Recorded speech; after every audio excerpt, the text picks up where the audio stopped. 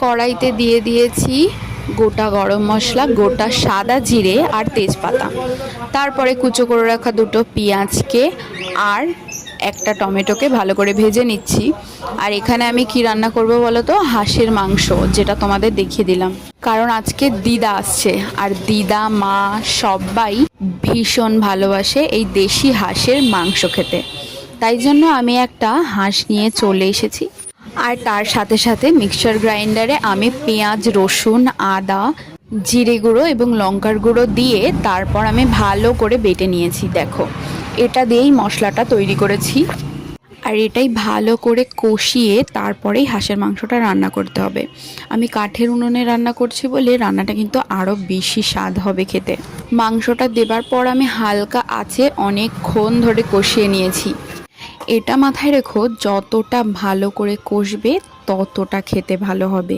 এই কষানোর প্রসেসে কিন্তু গ্যাসটা একটু লো ফ্লেম করে রেখো।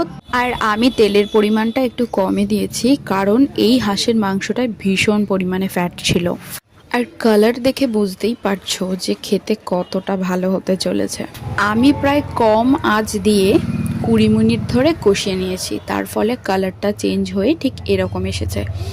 এই রকম কালার যখন চেঞ্জ হয়ে ঠিক এমন কালার ছেড়ে দেবে, তখন বুঝবে কষানোটা প্রপার ওয়েতে হয়ে গেছে। আর দিদা এখানে বসে বসে আমাকে বলছে যে উনুনে রান্না করতে তোর ভালো লাগে? আমি বলছি হ্যাঁ, বেশ ভালোই লাগে।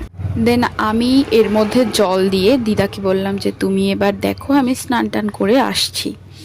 তারপরে দিদা জল দিয়ে গরম মশলা দিয়ে এটাকে নামিয়ে দিয়েছে। আর আমরা সবাই মিলে খেতে বসেছিলাম।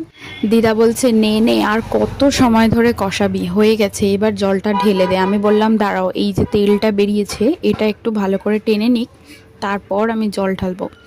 তো তারপরে আমি আরও 2-4 মিনিট ভালো করে কষিয়ে নেওয়ার পর জল দিয়েছি। দেখো, যেরকম তেল তেল একটু ছাড়বে, যখন বুঝবে মশলাটা লেগে আসছে তখনই বুঝবে যে কষানোটা প্রপার ওয়েতে কমপ্লিট।